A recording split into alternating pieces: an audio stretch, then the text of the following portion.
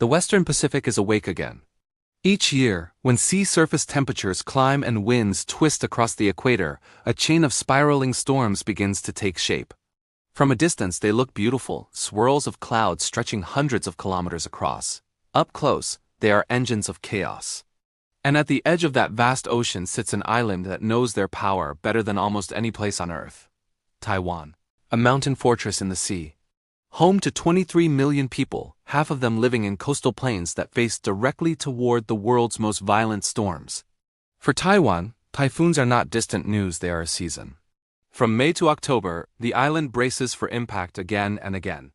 Radar dishes sweep the horizon, engineers check floodgates, and families refill emergency kits kept near the door. In 2025, the warnings came early.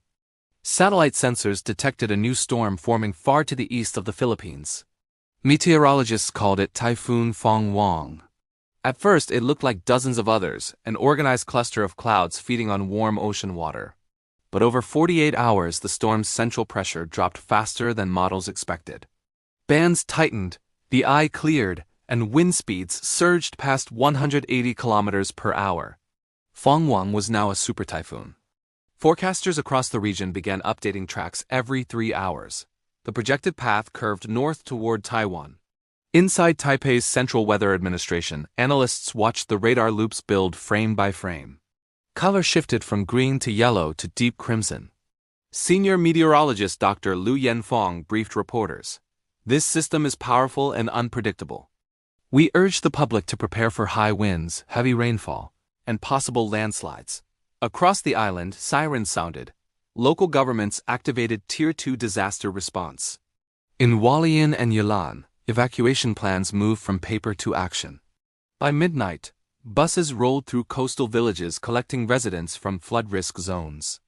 The memory of Typhoon Morakot 2009, the storm that dumped 3 meters of rain and killed hundreds, still shapes every decision.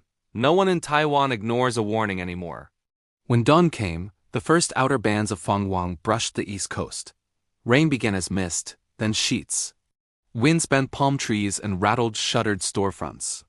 In the mountains, streams turned brown with runoff within hours. But behind those dramatic images is a deeper story, one about science, planning, and adaptation. The science of survival Taiwan sits where 3 tectonic plates and the warm Kuroshio current converge. Steep mountains rise straight from the sea, funneling moisture into violent updrafts. That geography amplifies rainfall. Even a moderate typhoon can unload more than 1,000 millimeters in a day, the equivalent of a full year. That's rain in parts of Europe. Knowing this, engineers have turned the island itself into a defensive machine. Flood channels, diversion tunnels, and multi-tiered reservoirs scatter across the landscape. Urban planners have built sponge cities, districts with permeable pavements and rain gardens that absorb flash floods. These systems don't stop the storms, but they buy precious hours. In a small control room outside Kaohsiung, hydrologist Professor Shen Yi studies real-time river data. Sensors ping every few minutes, measuring flow and sediment. If readings rise too fast, an alert goes out to nearby townships. It's part of a network called FLOWS, a nationwide flood early warning grid launched after 2021's monsoon floods. Professor Shen calls it an island-wide nervous system. The data flows upward. The warnings flow back down to the people who need them most. The human side, for families along Taiwan's east coast, preparation is second nature. Windows are taped, sandbags stacked, gas tanks filled. Volunteer brigades, trained by the National Fire Agency, check on elderly neighbors and distribute radios. In shelters, teachers transform classrooms into dorms lined with mats and bottled water. Children do homework by flashlight. The goal isn't panic, it's routine resilience. When Fong-Wong's eye wall finally brushed land, wind gauges in Hualien registered gusts near 170 kilometers per hour. Waves pounded breakwaters, flood alarms echoed through low valleys. Yet fatalities were few because the evacuations had worked. Within 24 hours, the storm crossed the island and weakened into a tropical depression over the Taiwan Strait. Power crews moved in before sunrise. Roads reopened within days. The bigger picture for scientists, the story of Typhoon Fong-Wong is not just one storm. It's part of a larger trend, Tropical cyclones are intensifying faster as ocean temperatures climb. The Japan Meteorological Agency recorded a regional average sea surface temperature of 29.6 degrees Celsius, the highest since records began. Warmer water means more fuel, and more fuel means stronger winds and heavier rain. Taiwan's challenge is clear. The future will bring fewer storms overall, but the ones that form will be more extreme. To meet that challenge, the island invests in both technology and community. Drones now map landslides within hours.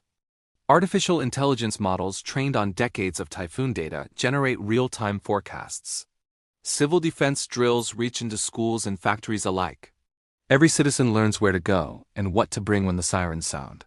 Climate researchers see Taiwan as a living laboratory, a place where advanced science meets raw natural force. The lessons learned here ripple across Asia. Early warnings save lives. Coastal zoning matters, and rebuilding smarter beats rebuilding faster. After the storm days after Fong-Wong, sunlight cut through the retreating clouds. Fishermen returned to the harbors, and farmers inspected flattened fields. Cleanup crews hauled debris from mountain roads, and volunteers swept mud from temple courtyards. The smell of salt and earth lingered in the air. For all the damage, there was pride too. The systems had held, the people had endured. Resilience wasn't a slogan, it was a way of life. Taiwan's typhoon season will come again. Another storm will form somewhere beyond the Pacific horizon. But each one meets an island that learns, adapts, and rebuilds. Nature writes the test. Taiwan keeps studying for it. Closing the sea gives us life and takes it away, an old fisherman in Hualien once said. But as long as we prepare, we stay part of the story. That's what the 2025 typhoon season has shown the world, that technology, community, and memory together can turn survival into strength. If you found this story powerful, subscribe for more in-depth documentaries about our changing planet and the people standing on the front lines of it.